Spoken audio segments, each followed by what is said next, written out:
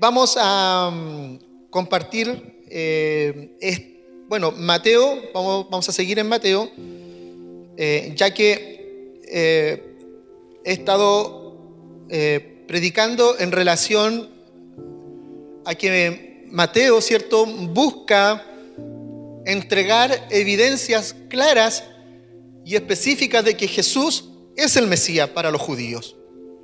Mateo está dirigido a los judíos y los escritos de Mateo apuntan precisamente a dar cuenta de esas evidencias para que los judíos y el mundo entero también sepa que Jesús es el Señor, que Jesús es el Mesías. Y vimos los capítulos 1, los capítulos 2 y nos acercamos y llegamos al capítulo 3, ¿verdad? Donde después de la experiencia que Jesús tiene como niño, ya han pasado los años y nos encontramos en pleno desarrollo del ministerio de Juan el Bautista.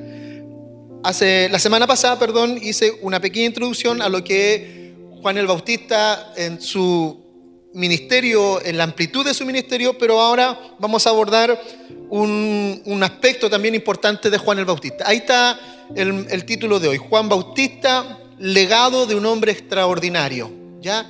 Vamos a irnos en relación a eso para ver y conocer, ¿cierto?, el desarrollo de la vida de este hombre.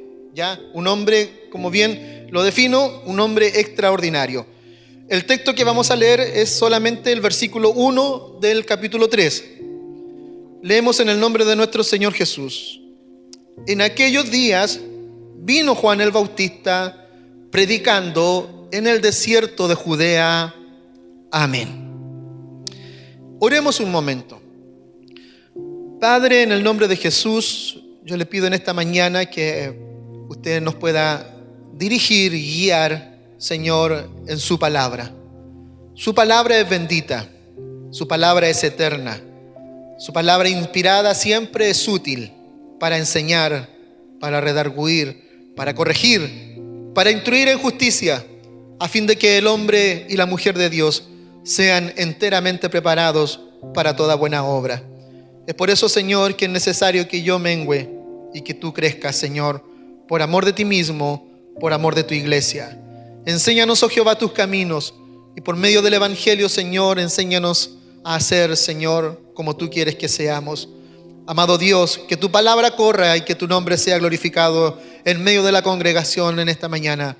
Te lo pedimos por los méritos de Jesús, nuestro Señor y buen Salvador. Amén y amén. ¿Qué le parece si le damos un fuerte aplauso a nuestro Señor y Salvador, nuestro Señor Jesucristo? Bien, en la introducción que hice la semana pasada hablaba acerca de que el ministerio de Juan el Bautista es único y extraordinario. No habrá otro ministerio igual al de Juan el Bautista. Jesús dijo que de hombres nacidos de mujer no ha habido uno más grande que Juan el Bautista.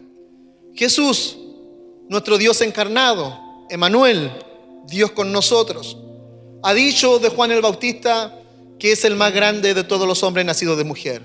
Más grande que Abraham, que Moisés, que Josué, que los jueces, que los reyes, que los profetas. Mucho más grande que todos ellos, Juan el Bautista. El ministerio y el desarrollo de su vida, de verdad que nos dejan luces para nosotros poder mirar cómo es la acción de Dios.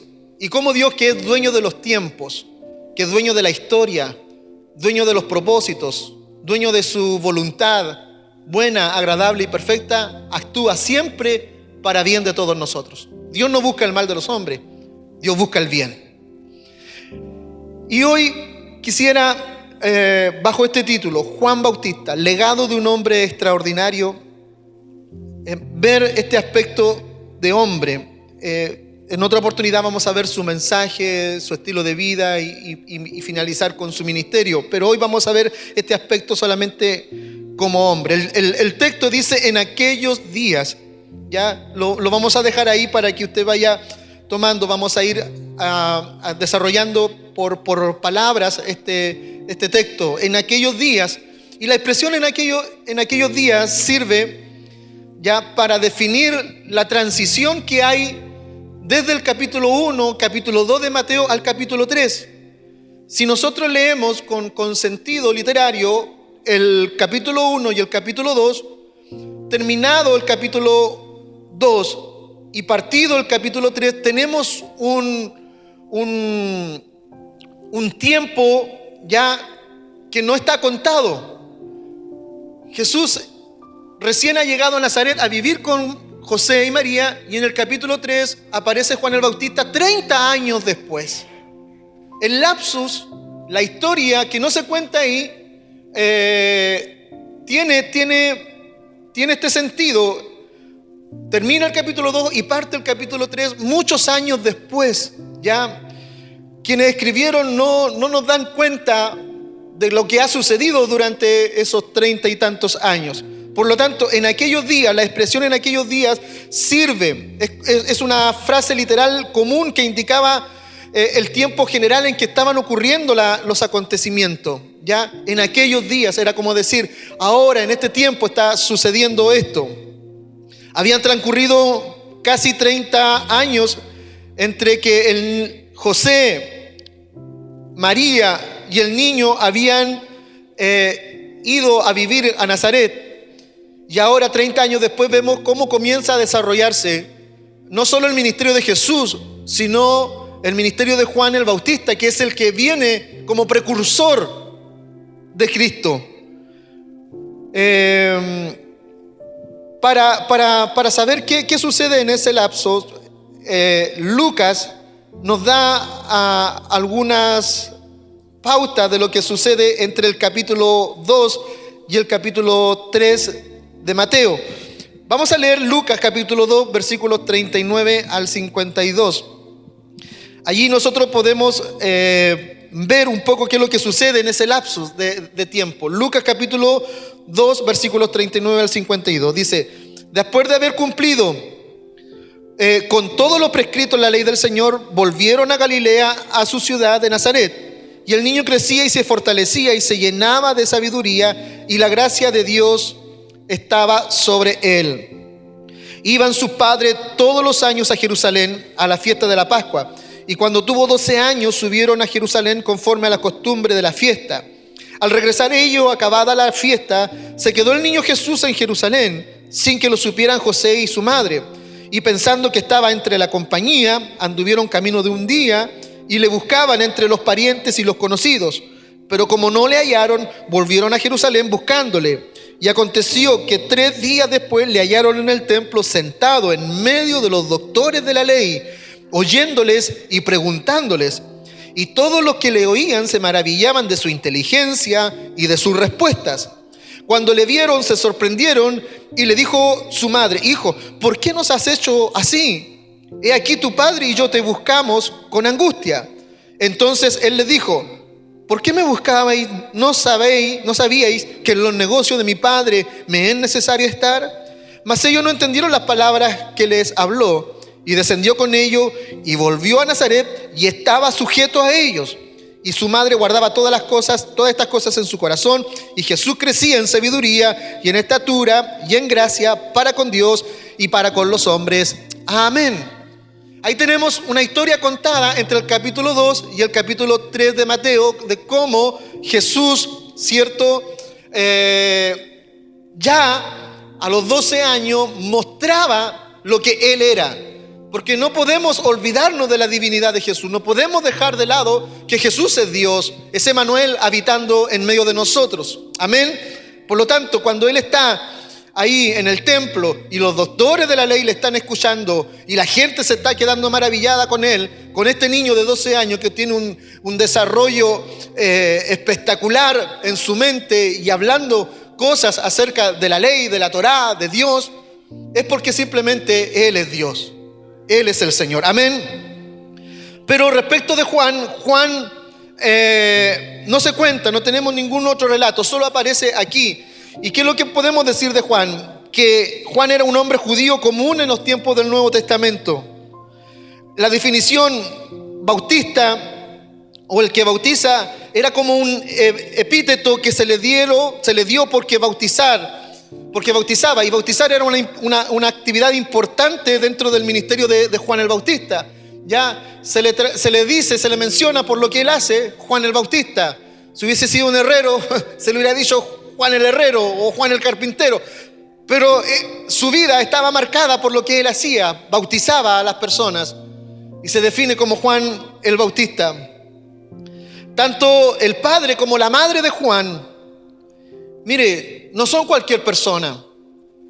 Eran justos delante de Dios y andaban irreprensibles en todos los mandamientos y ordenanzas del Señor.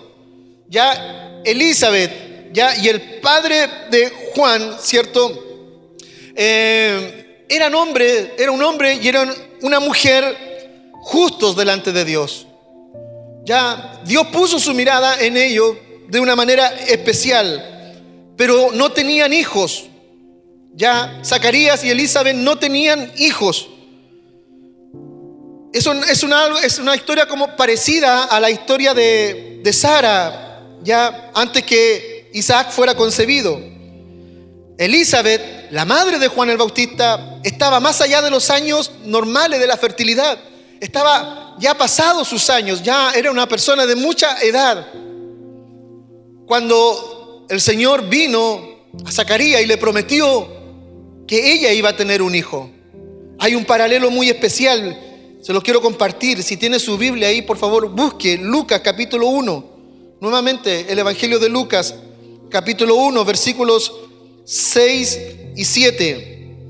Este paralelo entre Elizabeth y Sara. Lucas 1, 6 y 7. Ambos, dice, eran justos delante de Dios y andaban irreprensibles en todos los mandamientos y ordenanzas del Señor.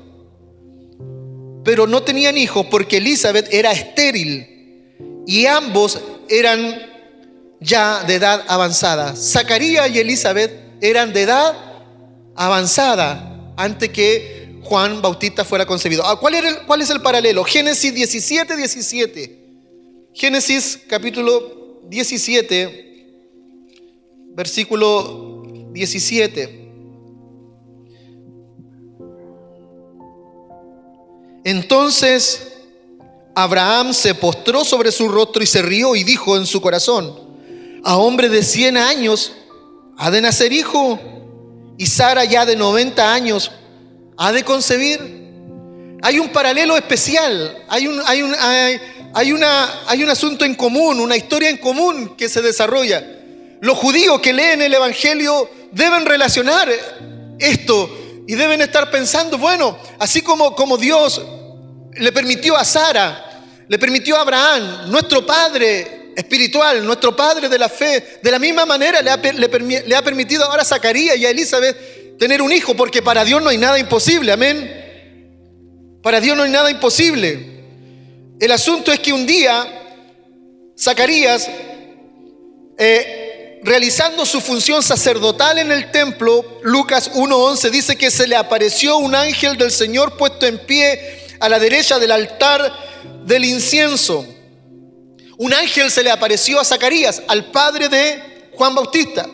El ángel procedió a decirle a Zacarías, Elizabeth le dice, Elizabeth dará a luz un hijo y llamará su nombre Juan, y tendrá gozo y alegría, y muchos se regocijarán de su nacimiento, porque será grande delante de Dios. Hay un asunto espectacular aquí. Dios le pone el nombre a Juan. Dios le coloca nombre. El ángel lo visita y le coloca el nombre, le anticipa que van a ser padre, y no solo con eso, Dios le dice, el niño se va a llamar Juan. Ese es el nombre que le vas a colocar. Dios mismo le puso el nombre a Juan y lo apartó ya para la grandeza del propósito que Dios había escogido a Juan.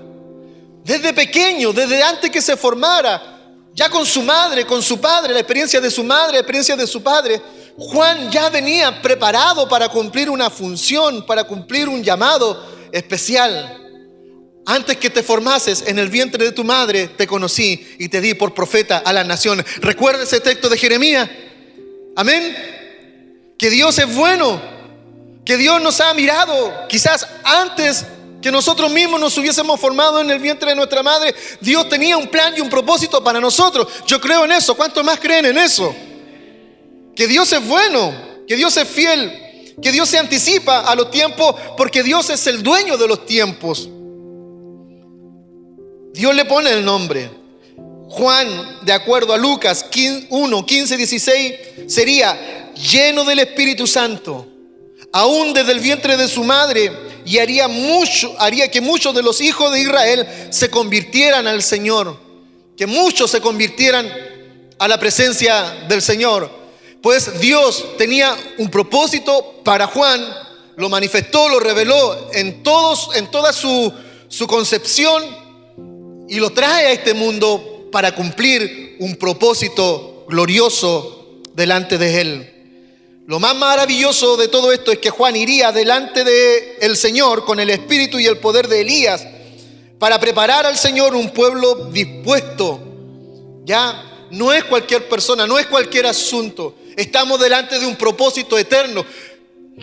Dios ha decidido enviar a su Hijo al mundo, y por supuesto que todo lo que gira en torno a su nacimiento, en torno a su venida, es un plan de Dios preparado de manera magistral para que usted y yo estemos en el lugar que estemos. A Dios y solo a Dios la gloria. Amén. A Dios y solo a Dios la gloria.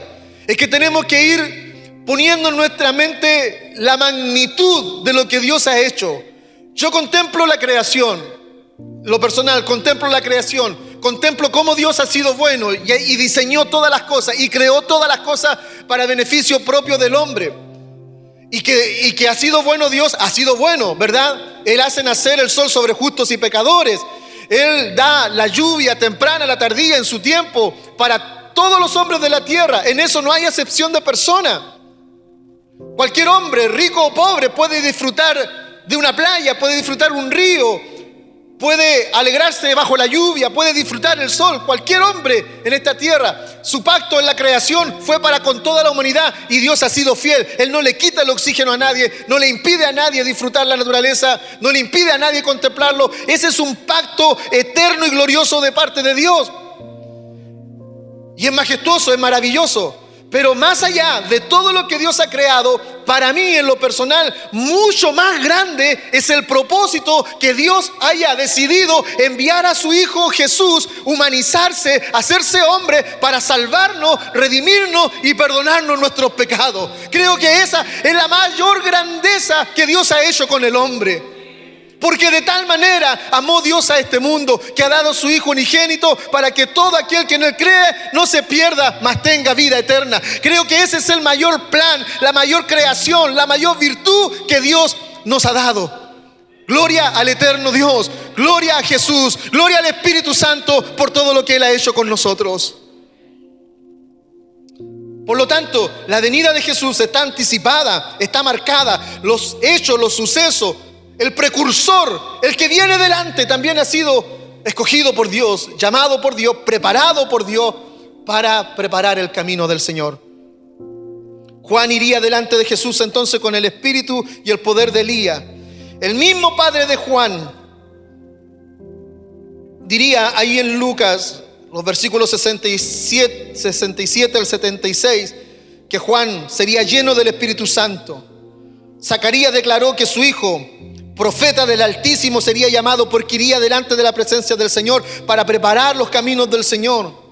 Y el versículo 80 dice de Juan que el niño, al igual que Jesús, crecía y se fortalecía en espíritu, y estuvo en lugares desiertos hasta el día de la manifestación de Israel. Una persona que ha sido escogida, un ser que ha sido preparado para una misión espectacular, una misión especial, escapa de lo común y corriente, escapa de la normalidad. Es distinto, es diferente, porque Dios tiene su mirada puesta allí. Ese fue Juan, un hombre al que Dios ha decidido poner su presencia, su espíritu, y prepararlo desde niño, separarlo, apartarlo desde niño para cumplir los propósitos de Dios. Gloria a Dios. Amén. Ahora quiero hacer una pequeña relación. ¿Cuántos creen que Dios nos ha llamado a nosotros también? ¿Cuántos creen que Dios nos ha decidido apartar, nos ha separado del mundo para cumplir un llamado, una tarea, una misión? Por favor, levante una de sus manos al cielo y diga: sí, Señor, es verdad. Yo he sido separado, yo he sido apartado también para tu gloria. La concepción de Juan fue milagrosa, al igual que la de Jesús, al igual que la de Isaac. Fue milagrosa, fue lleno del Espíritu Santo antes de que naciera. Fue grande delante de Dios y debía ser el precursor del Mesías, anunciando y preparando al pueblo para la venida de Cristo. Por tanto, no es extraño que Jesús declarara, como lo dice en Mateo capítulo 11, versículo 11, entre los hombres que nacen de mujer, no se ha levantado otro mayor que Juan el Bautista. Ese gran hombre fue para el gran rey un emisario diseñado y elegido de manera soberana. Dios lo eligió de manera espectacular. Porque Dios es bueno, ¿verdad? Porque Dios es majestuoso y los propósitos de Dios son perfectos. Son perfectos. Dios es perfecto. Ahora, en el texto dice ahí: en aquellos días vino. La expresión vino a menudo se usaba para indicar la llegada, una llegada oficial. Ya la expresión vino no es que está puesta ahí solo por estar. El escritor está dándole sentido. En aquellos días vino. Y esa expresión se usaba para indicar una llegada oficial o la aparición pública de un líder o un maestro. Ya vino, en aquellos días vino. O sea, cualquier precursor usaba esa palabra para anticipar la llegada de alguien importante. Alguien que era precursor de un rey salía por los caminos a decir y anunciar: viene o vino este rey, viene o vino este César, viene o vino por el camino un gran rey. Juan el Bautista en aquellos días precisamente viene para anunciar, viene para proclamar. Durante 30 años, tanto Juan como Jesús vivieron en un completo anonimato. Y ahora de pronto aparece Juan el Bautista con esta expresión. Ahora la venida del heraldo significaba la llegada de un rey. Si Juan el Bautista venía anunciando, lo que venía detrás sería mayor. Si la predicación de Juan el Bautista iba a causar asombro entre los judíos, lo que venía detrás sería más grande. Si la vida de Juan el Bautista ya estaba causando asombro entre los judíos, entre los principales sacerdotes, los fariseos, los saduceos, lo que venía detrás de él era aún más grande, era aún más poderoso. ¿Sabe? Yo relaciono toda la vida de Juan el Bautista con el ministerio de la iglesia. Qué hermoso es, porque si Dios hace cosas grandes con la iglesia, lo que hará un día en la eternidad, en la segunda venida de Cristo, será mucho más grande y glorioso. Gloria a Dios. Entonces, la venida del heraldo significaba que el rey que venía atrás era mucho más grande. 30 años en anonimato y de pronto aparecen los dos. Pero primero Juan, ¿cierto? Anunciando la venida. ¿Y cómo lo hace? En aquellos días vino Juan el Bautista predicando. Que la palabra que se usa ahí es kerusó en griego, que significa principalmente anunciar. Predicar es anunciar. En aquellos días vino, en aquellos días el heraldo se levanta, ¿qué? A anunciar. El propósito de bautizar, el propósito de predicar, el propósito de su mensaje era nada más y nada menos que anunciar la venida de uno más grande, de uno más poderoso, de uno más fuerte, que venía con un propósito mayor que Juan el Bautista. No es de menor importancia el ministerio de Juan, es muy importante. Él va delante del Señor. Por eso su ministerio es único y no habrá otro más grande. Aunque muchos, entre comillas, grandes hoy día en estos tiempos quisieran ocupar un lugar tan importante como ese, pero no. ese lugar solo fue reservado para este hombre a quien Dios escogió de manera soberana. La palabra predicando se usaba para que el funcionario, cuyo deber era proclamar en alta voz de manera extensa la venida del rey, el anunciar, el predicar, era anunciar la venida. Cualquier heraldo de cualquier rey siempre iba adelante antes que llegara a algún pueblo, antes que el rey llegara a alguna ciudad, antes que llegara a algún lugar determinado. El heraldo primero iba adelante predicando, iba primero adelante anunciando que venía un rey. Juan el Bautista hace lo mismo, pero de una manera especial. No es cualquier rey, no es un rey humano el que viene. Es Jesús el Señor, es el Mesías prometido a Israel. La expresión predicando, Mateo la usa también con referencia a Jesús. Jesús predicaba y los apóstoles también predicaban. Juan conocía su posición y tarea. Juan sabía a lo que él había sido llamado. Nunca buscó ni aceptó honra para sí mismo, sino solo para aquel cuya venida anunciaba. Nunca se planteó su vida desde el sentido triunfalista y exitista. No buscó ni aceptó honra para sí mismo, porque él sabía cuál era su posición. Nada más que un heraldo, nada más que uno que anunciaba la venida de uno que era mucho más grande. Sin duda, desde niño le habían contado muchas veces el anuncio de que el ángel hiciera de su nacimiento. Juan sabía, seguramente su padre Zacarías, su madre Elizabeth, le dijeron muchas veces: Juan, nosotros éramos viejos, tu padre Zacarías estaba en el templo, su madre Elizabeth viene de la descendencia de Aarón. Juan, su padre y su madre, permanentemente recordándole que él había sido concebido de una manera sobrenatural. Ni tu padre ni tu madre estábamos en la edad para poder tener un hijo, pero vino el ángel de Dios y nos habló, Juan, para que tú nacieras, para que tú vinieras a cumplir el llamado y el propósito. Mire lo importante que es la transmisión oral del mensaje.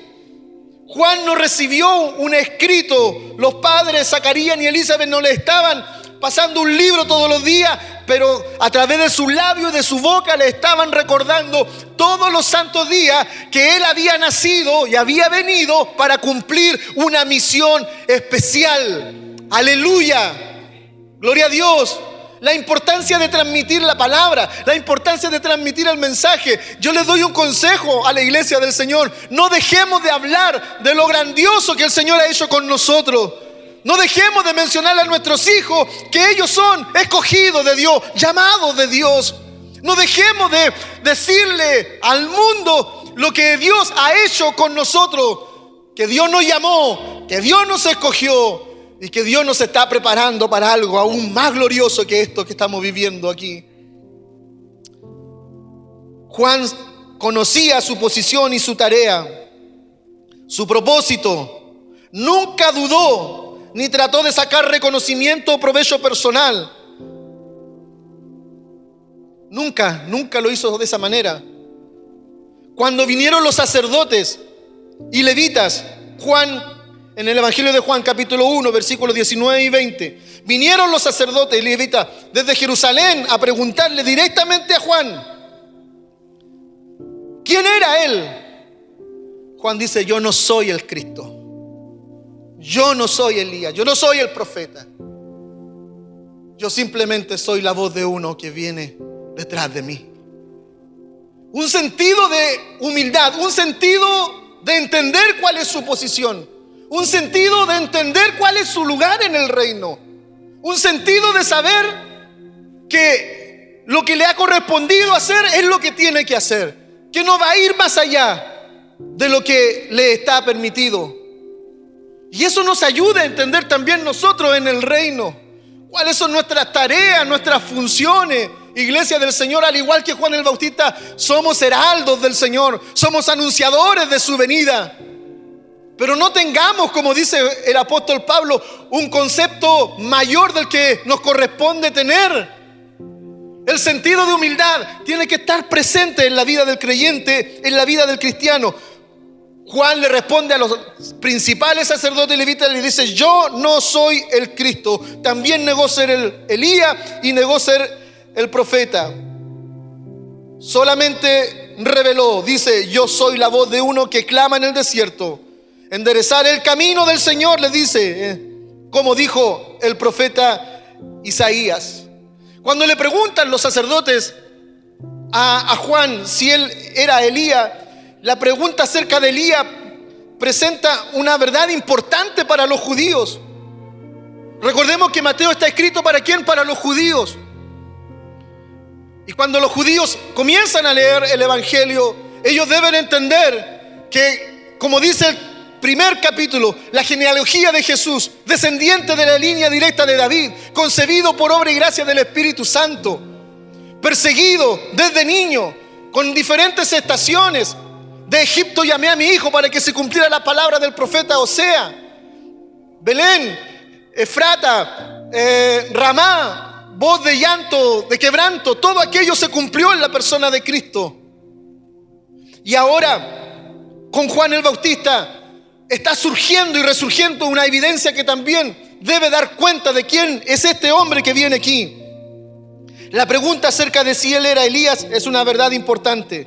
¿Sabe usted? Esto es un dato cultural también, religioso. Hasta el día de hoy, los judíos ortodoxos, o sea, los judíos más extremos, los que de una u otra manera mantienen más vivas las tradiciones más ancestrales de la religión judía, los judíos ortodoxos, cada vez que celebran la Pascua, en su mesa colocan una copa especial a la que denominan la copa de Elías.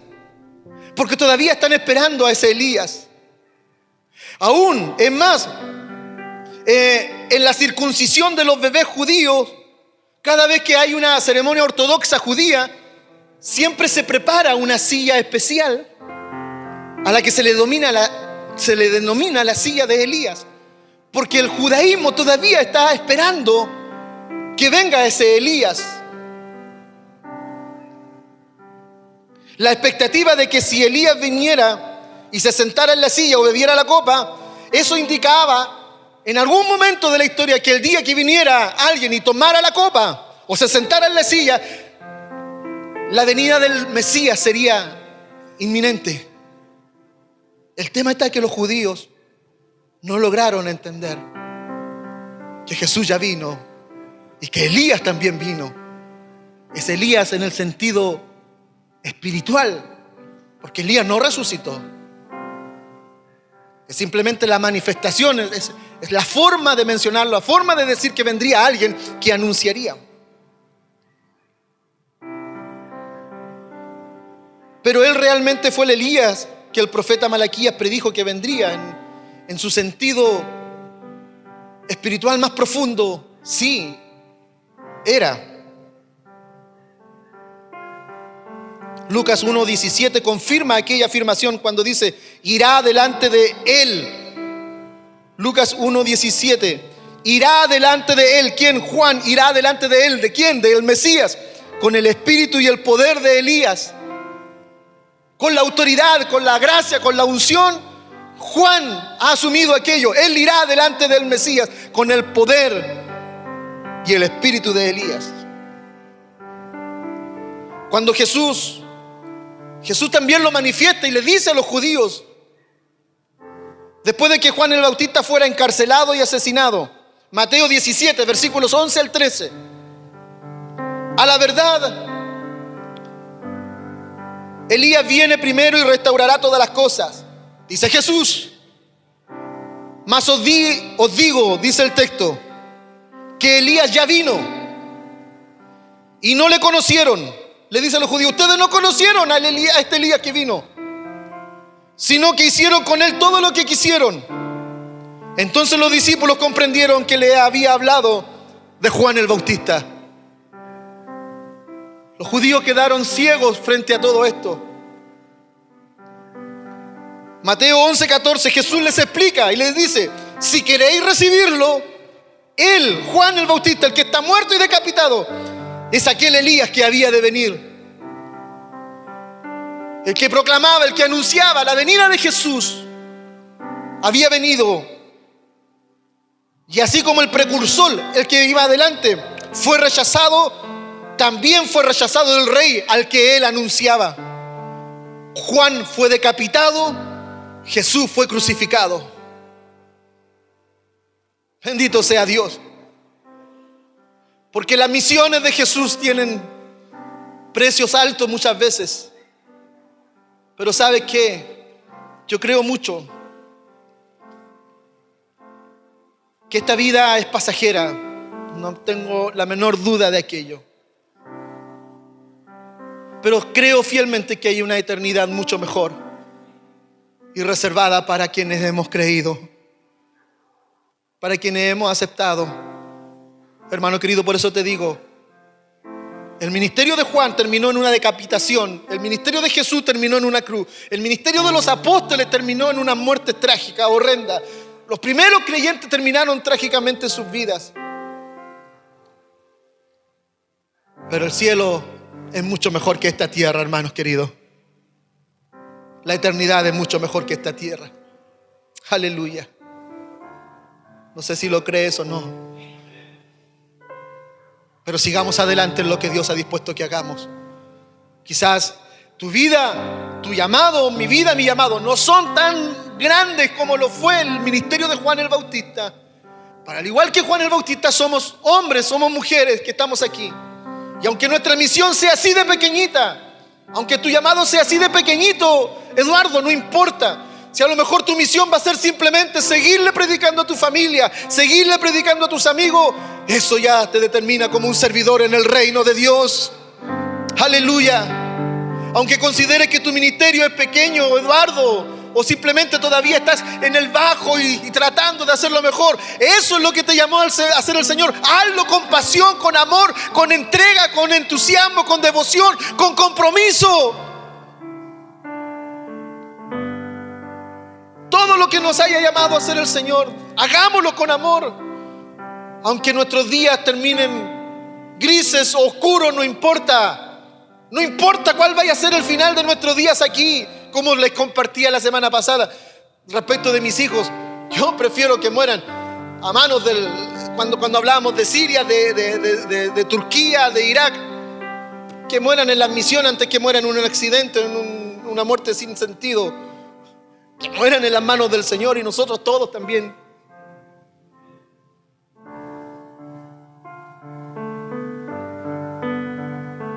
Así terminaron ambos, uno decapitado, el otro crucificado. Todo acerca de Juan el Bautista fue único y asombroso. Su repentina aparición pública, su estilo de vida, su mensaje, su bautismo, su humildad. Nació de una madre que era estéril, era sacerdote por herencia, pero se convirtió en profeta. Podría haber sido sacerdote, podría haber estado cómodo en el templo. Los sacerdotes vivían bien, no tenían las necesidades que tenía el pueblo, pero sin embargo él decidió renunciar a ese llamado y se dispuso a ser no sacerdote sino profeta, irse al desierto, a vivir en la soledad, a vivir en la escasez. Renunció a aquello que tenía ese derecho por herencia y se establece como profeta. Abandonó su ministerio terrenal por el bien de su Padre Celestial, porque sabía la misión que él tenía, sabía el llamado que tenía. Después de pasar la mayor parte de su vida en el desierto, después de estar desde joven en el desierto, llega el momento oportuno. Después de comer langostas silvestres, de pasar los fríos, los calores, la escasez en el desierto, llega un momento en que Dios le dice: este es el momento, Juan, que tienes que salir del desierto para salir a anunciar la grandeza que yo te he llamado a realizar. Bendito sea el Señor. Después de su vida en el desierto llega el momento oportuno de anunciar la venida del gran rey. Años de formación en el desierto para que en la aparición pública de su llamado, de su ministerio no dure más de 1 año, 2 años, hasta que la muerte lo alcanzó. El lugar principal del ministerio de Juan, así como el lugar principal de preparación, estaba en el desierto de Judea. Ahí, como dice el texto, en aquellos días vino Juan el Bautista predicando, ¿dónde? En el desierto de Judea. Allí lo formó el Señor, allí lo preparó. Según las normas y procedimientos humanos, la llegada de un rey o de un personaje de cualquier tipo es proclamada y preparada con gran derroche, con pompa, con fanfarria. Si venía un rey, el camino era preparado. Los heraldos se enviaban para sacar los matorrales del camino, las piedras, los obstáculos, la fanfarria, la pompa. Todo estaba determinado para que llegara el rey a cualquier pueblo, a cualquier ciudad. Los heraldos gozaban de todos los beneficios que significaba trabajar para un rey. Pero este rey, nuestro glorioso rey, el Rey de Reyes, no tuvo esa pompa, no tuvo esa fanfarria. El heraldo que viene delante de él está casi desnudo, flaco, débil, sucio, hediondo quizás, pero viene a cumplir la más grande misión que cualquier otro rey haya hecho en esta tierra. Bendito sea el nombre del Señor. Las normas humanas son distintas a las normas del reino de Dios. La llegada de un rey humano, usted sabe todo lo que se está preparando en Inglaterra para que este nuevo rey soberbio, adúltero, ingrato, asuma todo lo que significa, los millones y millones de dólares, para que ese señor sea coronado como un rey humano. Pues mi rey, mi Señor, mi Salvador, no gozó de ninguna pompa. No van a estar los más grandes invitados, no estuvieron los más grandes invitados. Simplemente unos magos, unos pastores que vinieron a su nacimiento. Pero al fin y al cabo, ¿qué importa todo eso si la misión que vino a cumplir fue mucho más grande que la de cualquier rey humano? Aleluya. Gloria a Dios. Incluso el heraldo en esta anticipación de un rey humano se viste con su mejor ropa, se aloja en los mejores hoteles, contacta solamente a las mejores personas y hace preparativo para la visita del monarca. Solo en los mejores lugares, los mejores restaurantes, los mejores hoteles. Aún el que va delante del rey goza de esos beneficios. Es por eso que tanto lujo, tanta cosa hoy día en la iglesia pareciera ser que está muy lejos de lo que fue la formación y la venida de nuestro Señor. Pero ese no era el plan de Dios para el anunciante de su Hijo. Juan el Bautista nació de padre desconocido, se vestía de manera extraña, incluso para su época, y llevó a cabo su ministerio en lugares remotos y poco atractivos. Nada de eso fue accidental o circunstancial. Fue simbólico del ministerio de Juan, llamar al pueblo a alejarse del sistema religioso que había en la ciudad, de la religión corrupta que había en Israel. Lo sacó al desierto, sacó al pueblo al desierto. Salgan de ahí, salgan del ritualismo, lejos del ritualismo, de la mundanalidad, de la hipocresía, de la superficialidad. Salgan de ahí, y los llamó y los invitó al desierto. Y allí les dijo: arrepiéntanse. No sigan practicando la injusticia, no sigan practicando la maldad, no sigan practicando la mentira. Vuelvan su mirada, sus ojos al Dios del cielo. Ustedes, israelitas, todos nosotros, israelitas, que fuimos considerados por Dios para revelar a Dios al mundo. El pueblo estaba lejos de Dios, completamente apartado y separado. Y como decía el pastor el día viernes, no solo con una carga social, política, económica fuerte, de lo que significaba estar bajo la opresión romana, sino más encima la religión le había puesto por encima una mochila tan pesada que era tan difícil de sobrellevar y de cargar. Juan le dice en su ministerio: vengan al desierto. Juan llamó a los judíos a alejarse de Jerusalén y de Jericó, alejarse de las ciudades y yendo al desierto, donde la mayoría de los individuos no se molestaría en ir si no fueran buscadores serios. Allí fueron solamente la gente de verdad, por así decirlo, porque nadie iba a dejar su comodidad en Jerusalén o en Jericó para ir a escuchar a un ermitaño en el desierto, y más encima que me dijera que me arrepentiera de mis pecados. Aleluya. Bendito sea el Señor. Juan los llevó donde fueran libres para escuchar, al desierto, donde fueran libres para pensar, donde fueran libres para reflexionar, sin las distracciones engañosas a los que estaban acostumbrados.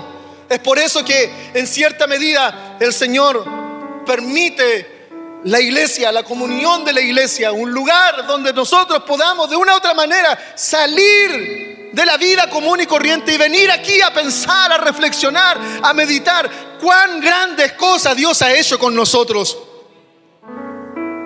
Aleluya. Descansar un poco del afán, del trabajo, del compromiso, de la deuda, y venir aquí tal cual como somos y descansar en el Señor. Todo lo que Dios hace es glorioso, maravilloso.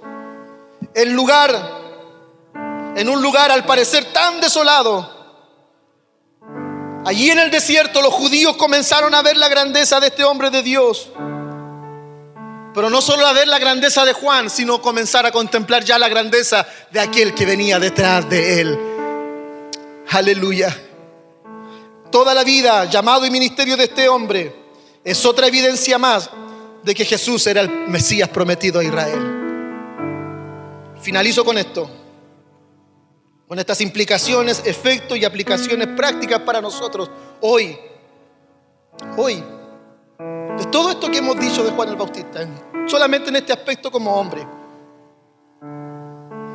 Primero tenemos que decir que lo extraordinario de un hombre y una mujer de Dios comienza incluso antes de nuestro propio nacimiento.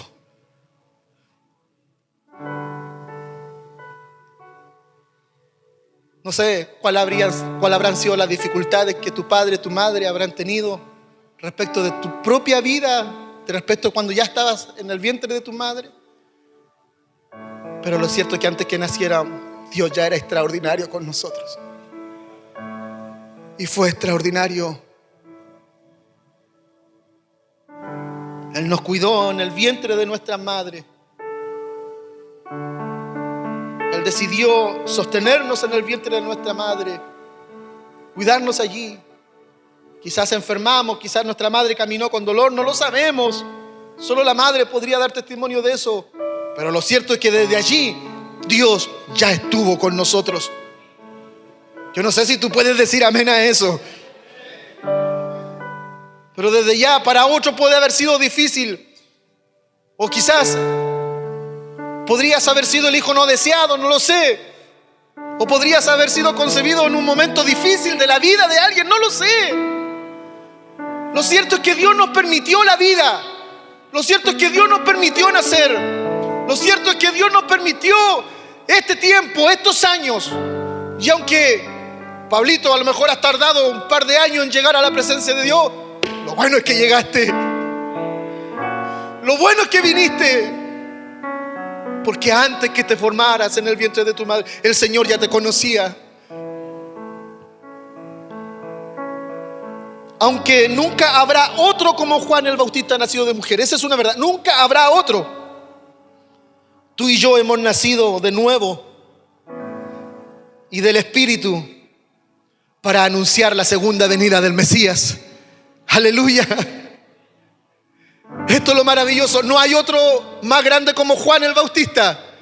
Pero ahora hay miles y miles de millones que anuncian la venida del Mesías y que se paran por las esquinas, por las plazas, en Chile, en Tailandia, en Asia, en Europa, en África, hay miles y miles de millones que proclaman que Jesús viene y que Jesús volverá un día.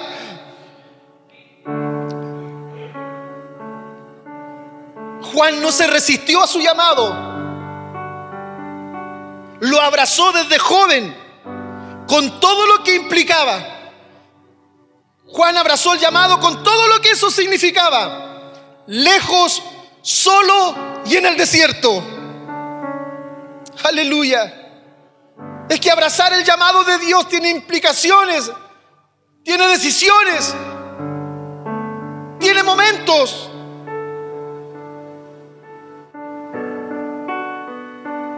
Solo porque tiene sentido decirlo, lo diré. Y ya que soy el interlocutor que está aquí en este momento, no te imaginas la cantidad de veces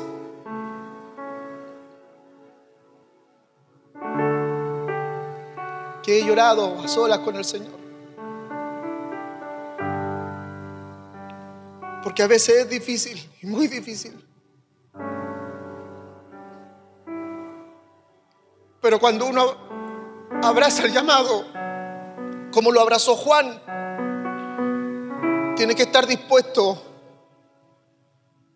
tiene que estar seguro de que el que te llamó no es cualquier persona, no es un hombre. A ti te llamó Dios, te ha llamado el Señor. Y aunque quizás, al igual que Juan, te toque estar solo, lejos y en el desierto de tu vida, yo te digo, abraza el llamado de Dios. Abraza el llamado del Señor, hermano. Abrázalo con amor. Pero también puedes quedarte, si eso no es un pecado, puedes quedarte cómodo y tranquilo. Puedes quedarte quieto incluso. No hay problema con eso. Pero el que quiere abrazar el llamado del Señor tiene que estar dispuesto a sacrificar muchas cosas, hasta su propia vida muchas veces. No es nada extraordinario, no es nada diferente, porque el que primero lo abrazó fue Cristo mismo, por amor a ti y por amor a mí. Y su precursor, el que fue delante, lo abrazó de la misma manera. Y los que vinieron detrás, los miles que vinieron detrás, los millones que han venido detrás de él, lo han abrazado de la misma manera. Aleluya. Estas características son especialmente reales en aquellos que Dios ha llamado. Ahora, lejos del triunfalismo, lejos del exitismo, lejos de la fama y honra humana, lo vuelvo a repetir, lejos del triunfalismo, exitismo, fama y honra humana, Juan llevó adelante un llamado solo para la gloria de Dios. Solo para la gloria de Dios. Su nombre no era importante, su vestimenta no era relevante, no. Todo para la gloria de Dios. ¿Cuántos creen que todo lo que hacemos es para la gloria de Dios? Que como ministerio, como iglesia, como hombre, como mujer, como servidor, como servidora, como lo que te haya tocado hacer, todo lo tenemos que hacer para la gloria de Dios. Su vida, llamado y ministerio nos invitan a vivir para la gloria de Dios. El llamado de Juan, el ministerio de Juan es una invitación a vivir para la gloria de Dios. Cueste lo que cueste. Amén. Cueste lo que cueste, iglesia. Cueste lo que cueste, Pablito, hermano Alberto. Cueste lo que cueste, José, Victoria. Puede costar muchas cosas, pero hay una decisión que es tuya. Lo puedes abrazar, lo puedes aceptar o lo puedes rechazar. La pregunta entonces es, ¿cuánto estaremos dispuestos a aquello? Amén. Juan Bautista, el legado de un hombre extraordinario. Sí, es extraordinario todo, hermanos queridos, pero también es una invitación a la iglesia del Señor, a tu vida, a mi vida, para seguir adelante y llevar o cumplir así los propósitos del Señor. Amén. Dios es bueno. Dios es fiel.